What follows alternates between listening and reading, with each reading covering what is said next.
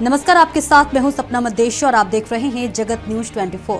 तो आइए शुरुआत करते हैं कुछ खास खबरों से।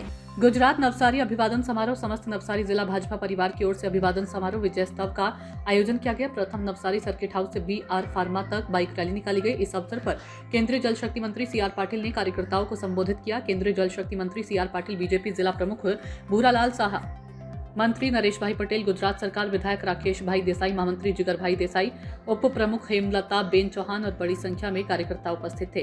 इसी तरह जिला पंचायत, तालुका पंचायत, महानगर पालिका विजयी उम्मीदवारों का सम्मान समारोह कार्यक्रम आयोजन किया गया था। गुजरात नवसारी से वसंत भाई पाटिल की रिपोर्ट। કે તમે બધા એ જાળવવામાં કોઈ કચાશ નહીં કરો। આપણે જ્યારે ખબર છે કે નવસારી તો કંઈક ને કંઈક રેકોર્ડ કરવા માટે સર્જાયેલું છે। 2015ના ઇલેક્શનમાં ગુજરાતમાં લગભગ 40% શેર ભાજપને મળ્યો હતો। 2021માં જ્યારે પ્રદેશ અધ્યક્ષની જવાબદારી નવસારી પાસે હતી, મારી પાસે હતી એટલે નવસારી પાસે હતી, ત્યારે આપણે 40% પરથી 93% પર લઈ ગયા સીધા।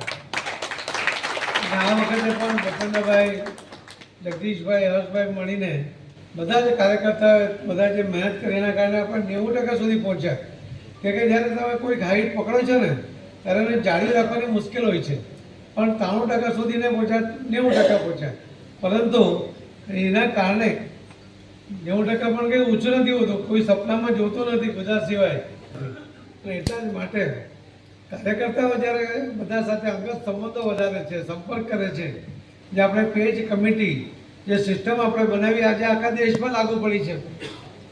ऐसे ही अपडेट्स के लिए देखते रहें जगत न्यूज 24 और हाँ, हमारे चैनल को लाइक, शेयर और सब्सक्राइब करना बिल्कुल ना भूलें।